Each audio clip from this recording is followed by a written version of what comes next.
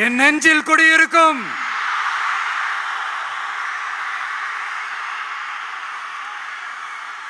புதுச்சேரி மக்கள் உங்கள் அனைவருக்கும் என்னுடைய வணக்கம்.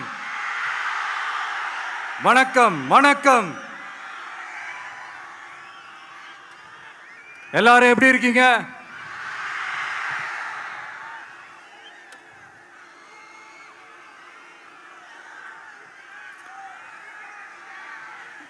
இந்த ஒன்றிய அரசுக்கு தான்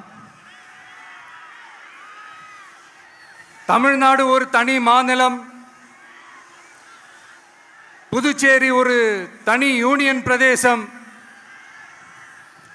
அவங்களுக்கு தான் தமிழ்நாடு தனி, புதுச்சேரி தனி, இப்படிலாம் இருப்பாங்க. ஆனா நமக்கெல்லாம் அப்படி கிடையாதுங்க. நாமெல்லாம் வேறு வேறு கிடையாது. நாம் எல்லாரும் ஒண்ணுதான்.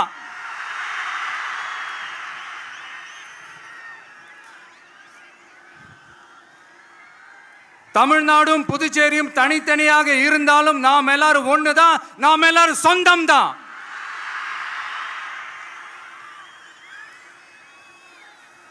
வேற வேற வீட்டுல, வேற வேற ஊர்ல, வேற நாட்டுல, வேற ஸ்டேட்ல இருக்கிறதுனால நாம் எல்லாரும் சொந்தங்கள் இல்லைன்னு ஆயிட முடியுமா? அது எப்படி முடியும்? இப்ப பாத்தீங்களா, ஒருத்தருக்கு ஒருத்தர் பார்த்துக்கும் போது அந்த பாச உணர்வு, அதுதாங்க, அது மட்டும்தான். அது இருந்துட்டாலே போதும், வேற எதுவுமே தேவையில்லை.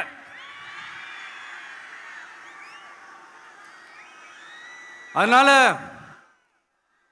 தமிழ்நாடு, புதுச்சேரி, கேரளா, கர்நாடகா, ஆந்திரா மட்டும் இல்ல, உலகத்துல எந்த மூலையில நம்ம வகைரா இருந்தாலும் அவங்க எல்லாருமே நம்மளோட உயிர் தான். அவங்க எல்லாருமே நம்மளோட உறவு தான்.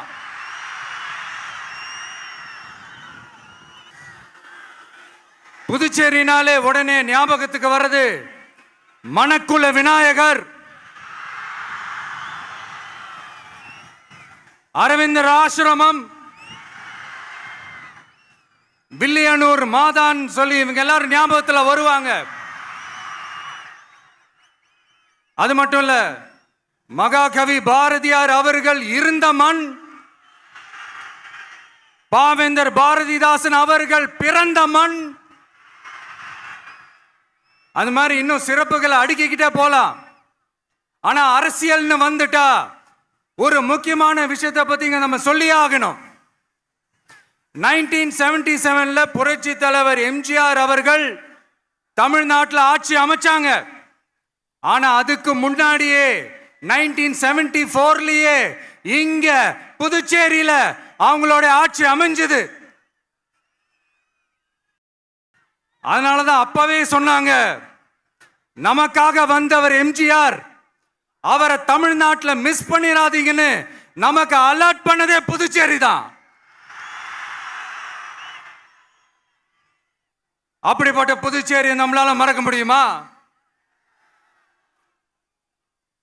அது மட்டும் இல்ல, இங்க இருக்கிற மக்கள் தமிழ்நாடு மாதிரியே புதுச்சேரி மக்களும் என்ன கிட்டத்தட்ட ஒரு 30 வருஷமா என்ன தாங்கி பிடிச்சுக்கிட்டு இருக்கிறீங்க.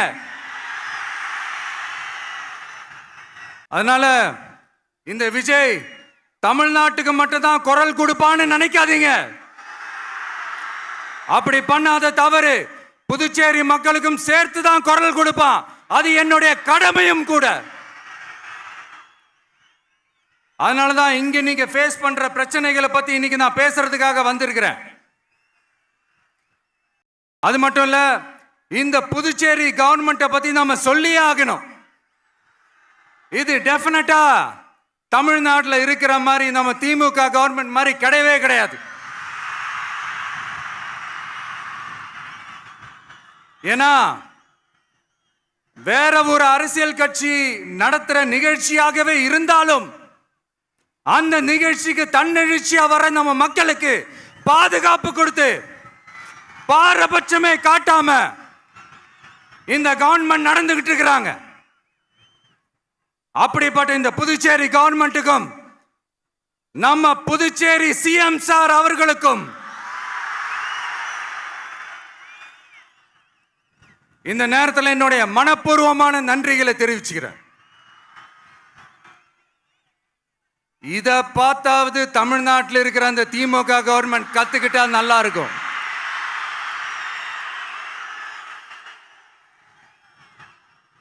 ஆனா அவங்க கத்துக்க மாட்டாங்க. பரவாயில்ல, வரப்போற எலெக்ஷன்ல 100% கத்துக்குவாங்க. அத நம்ம மக்கள் பார்த்துக்குவாங்க.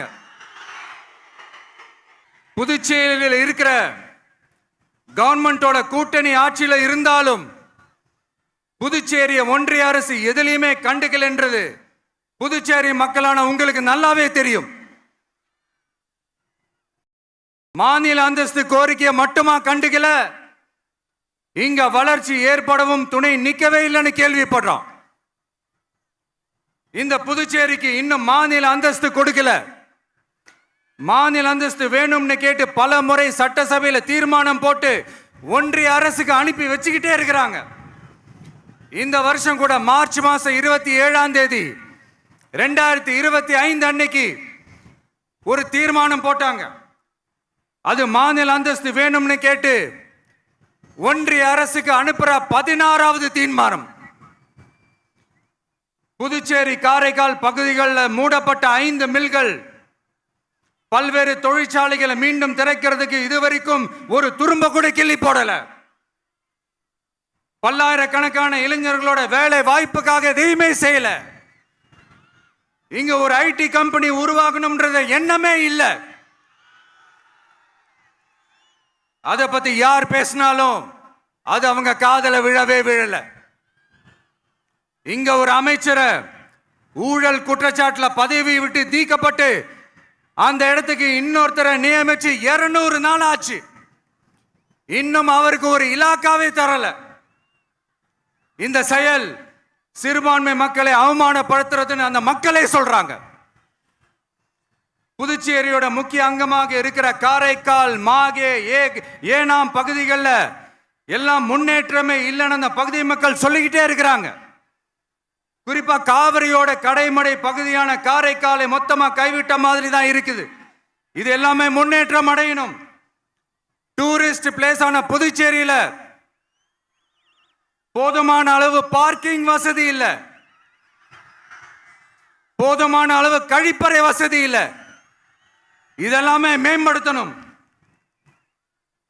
புதுச்சேரி கடலூர் மார்க்கமான ரயில் திட்டம் வேணும்ங்கிறது நீண்ட கால கோரிக்கை.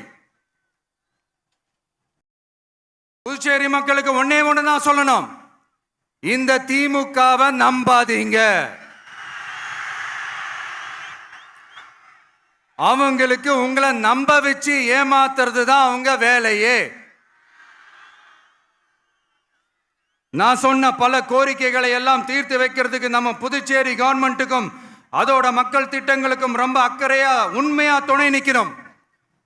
தமிழ்நாட்டை ஒதுக்குற மாதிரி புதுச்சேரியும் ஒதுக்க கூடாதுன்னு நாங்க கேட்டுக்கிறோம். கிட்டத்தட்ட 20 லட்சம் பேர் வாழ்ற யூனியன் பிரதேசமான புதுச்சேரி மத்திய நிதி குழுவில் இடம்பெறவில்லை. அதனால் மாநிலங்களுக்கான நிதி பகிர்தல் அடிப்படையிலும் யூனியன் பிரதேசங்களுக்கான நிதி பகிர்தல் அடிப்படையிலும் புதுச்சேரிக்கு நிதி ஒதுக்கப்படுவதில்லை. அதனால ஒவ்வொரு ஆண்டும் புதுச்சேரிக்கு தோராயமாகவே மத்திய அரசு நிதியை விடுவிக்கிறது. அந்த நிதியும் அரசு ஊழியர்களின் சம்பளம், ஓய்வூதிய தொகை உள்ளிட்ட திட்ட செலவுகளுக்கே சென்று விடுவதால் மீத தேவைக்கு வெளிச்சந்தையிலும் கடன் பத்திரங்களை கடன் வாங்குகிறது புதுச்சேரி. இந்த நிலைமை மாறணும்னா ஒரே வழி, மாநில அந்தஸ்து நம்ம புதுச்சேரி மக்களோட பல்லாண்டு கால கோரிக்கை. புதுச்சேரிக்கு போதுமான நிதி வரத்து இல்லாததுனால வெளியே கடன் வாங்க வேண்டியதா இருக்கு. புதுச்சேரியோட கடனை குறைச்சு தற்சார்பு பொருளாதாரத்தை வளர்த்தெடுக்க திட்டங்கள் வகுக்கப்பட வேண்டும். மாநில அந்தஸ்து வாங்கினா மட்டும் போதாது இல்லையா, தொழில் வளர்ச்சியும் தேவையாச்சே. புதுச்சேரி தென்னிந்தியாவின் முன்னணி இண்டஸ்ட்ரியல் ஹப்பாக மாற்ற எல்லா முயற்சிகளும் எடுக்க வேண்டும். இந்திய அளவில் ரேஷன் கடைகளே இல்லாத மாநிலம் புதுச்சேரி தான். ஏழை எளிய மக்களுக்கு வாழ்வாதாரமே ரேஷன் கடைகள் தான். மற்ற மாநிலங்களில் இருக்கிற மாதிரி இங்கேயும் அரிசி, சர்க்கரை, பருப்பு, கோதுமை, எண்ணெய்னு அனைத்து பொருட்களும் வழங்கும் முறை சீராக்கப்பட வேண்டும். கடைசியா மீன் பிடிக்க செல்லும் காரைக்கால் மீனவர்களை அடிக்கடி கைது செய்யும் இலங்கை கடற்படை அவர்களின் படகுகளையும் பறிமுதல் செய்து விடுகிறது. அதனால் நீண்ட போராட்டங்களுக்கு பிறகு அவர்கள் விடுவிக்கப்பட்டாலும் படகுகள் கிடைக்காததால் படு மோசமான நிலைக்கு தள்ளப்படுகின்றனர். இந்த நிலை மாற வேண்டும். நான் மறுபடியும் சொல்றேன், இந்த விஜய் புதுச்சேரி மக்களுக்காகவும் எப்பவும் துணை நிற்பான். வரப்போற புதுச்சேரி தேர்தல் களத்துல நம்மளுடைய தமிழக வெற்றி கழகத்தின் கொடி பட்டொளி வீசி பறக்கும். கான்பிடென்டா இருங்க, நல்லதே நடக்கும்.